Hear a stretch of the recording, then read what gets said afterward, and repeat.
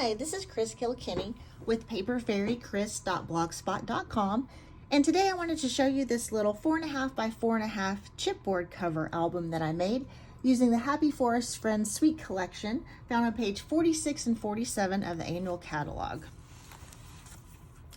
So I wanted to just kind of flip through and show you each of the pages.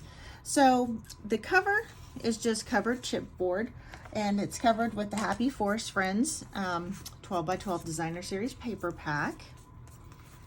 And I'll just kind of go through. I used the Sahara Sand twill ribbon as my enclosure.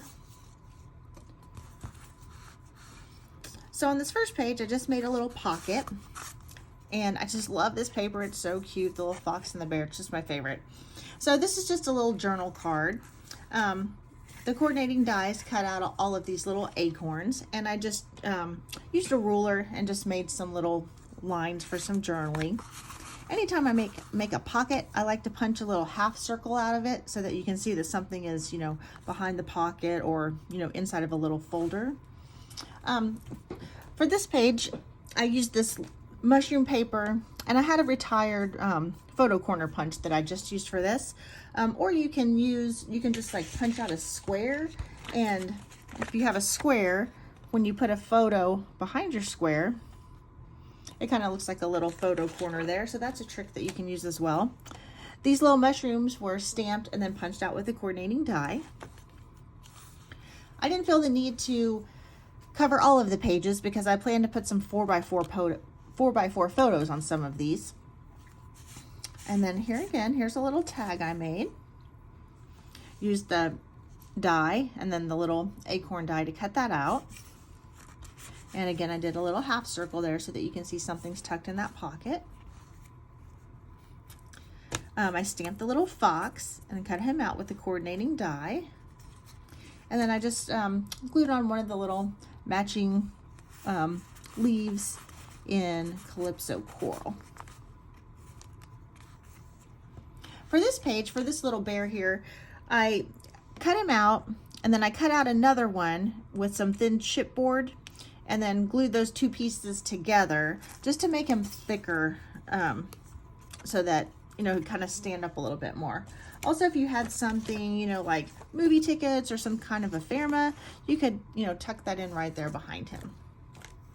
This little bear is cut out using, it's cut out from the Designer Series paper. I just fussy cut him out. And then on this page, I did something fun here. He's just precious. And I made this little tag. And when you pull out the tag, it looks like the tree's growing. And so the tag comes completely out. I cut out another piece of old olive for the back, just to make it thicker again. And then here you can see I used my half circle trick again, so you see something's in this pocket, and I just glued a little die cut leaf on that page.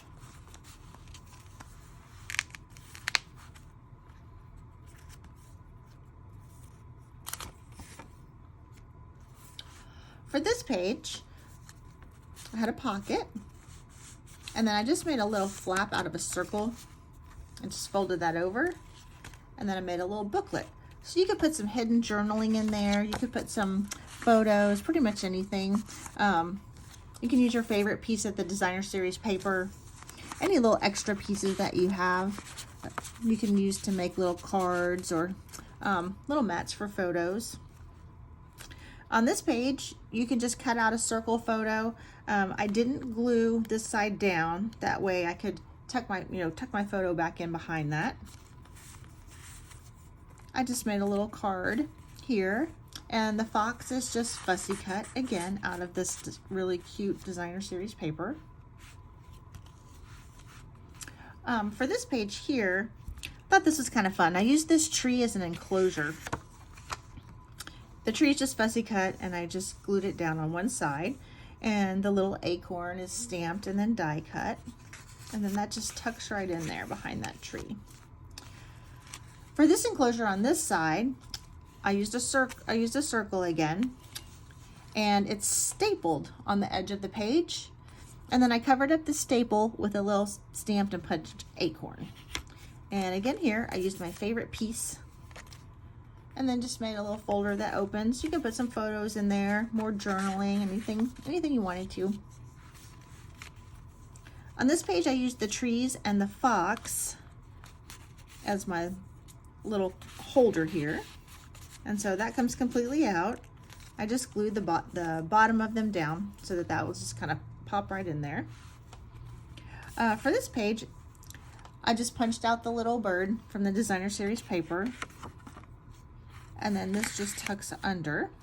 You can put something behind this. And then here's the half circle again. So I kind of did that consistently throughout so you can see something's there. And this sheet just comes out. You can put anything in there and then just tuck it back in. For this little stump, I did the same trick that I did with that bear, where I stamped it and then I punched it out, and then I cut it out with a die, and then cut another one with chipboard and glued them together to make it a little thicker. And then it's just popped on there with dimensionals. Same with this one. The leaves here are from the die as well. Another little pocket page there. For this page here, I used the circle as the enclosure and stapled it on the edge right here.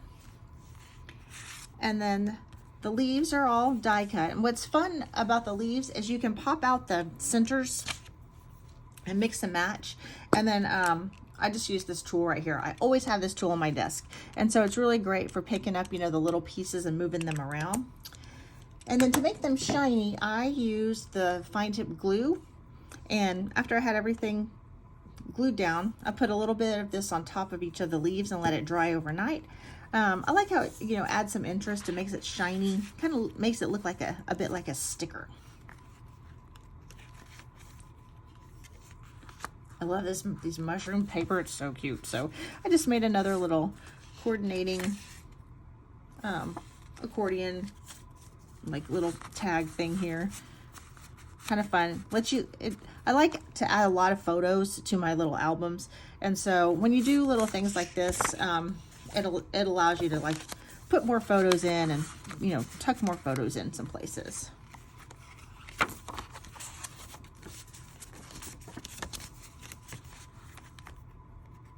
And then back here, I did the same thing with the little bear, made a chipboard and then put a piece of basic white behind it.